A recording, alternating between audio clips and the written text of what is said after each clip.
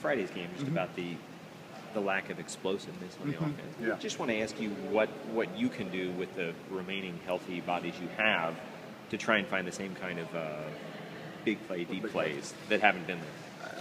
I think a couple things. I think the main thing is, right, we got to call X amount of plays to get the ball vertically downfield. A guy like Andre, now he's back. I think he's back probably close to 100%. We've got to take those shots. You got to be able to dial them up. I think that's the biggest thing. I think secondly, we got to probably do a little bit better job of getting some second level blocking. You know what I mean? Getting some guys in front of safeties when we get a couple of those runs to the linebacker level for like a Shaw, let's say, out of the backfield. And I think we got to probably get the ball to the perimeter in the run game maybe a little bit more than we have been. You know, looking at that game again, as we talked about, the field position was such that we got pinned down. I think we averaged like the -18 or something like that in starting position. And that always puts you a little bit on the defensive edge, you know, and that didn't help. But I think those are a couple of things that I think will help those explosive plays come back, hopefully. Having almost 2 full games with Floyd, do you have more confidence in him now, too, to try things that you might have been hesitant to early on? Yeah, you know, as you watch the game, there's always something you want to correct, but, you know, his placement of the ball, his timing of the balls were better. He had a couple missed accuracies here or there. That was still the biggest negative in the pass game for him, but really the timing looked better from week 1 to week 2, and in worse climate, obviously, weather conditions, which we worried about. But we see growth there. You see that he's understanding the picture, you know, every day a little bit better and better. It was better today even. So I think probably the thing with him and pushing the ball down the field, his arm strength is not as big as BJ, so we got to be careful what throws we ask him to make too, because you have to curtail to what your guys can do. How pleased have you been with his decision making? One thing that we really noticed the last time out, he's getting that ball out real quick. He has a quick release. He makes pretty good decisions overall. That, you know, week 1 when he played against Miami, I don't know off the top of my head, let's say he had 7 or 8 reads I'd like to have back.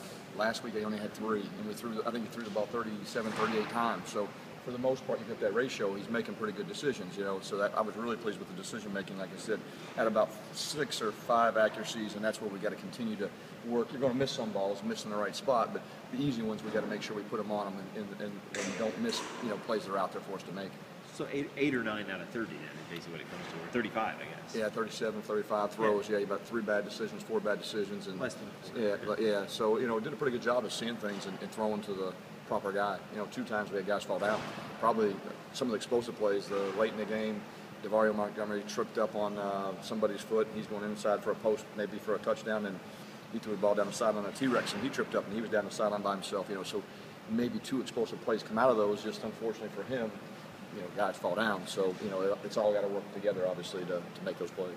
With the snap issues, what they were, are you more likely to use shotgun, or do you try and just correct it? And yeah, you want to correct it because we're going to do both all the time. But, you know, part of it was, you know, I think the weather conditions. But, you know, being new and still not totally comfortable with Austin, and it was really 2 plays. One run play was 2 of them. The other one was, you know, so we know the mechanics of those 2 plays. So we're working hard to correct those things with them.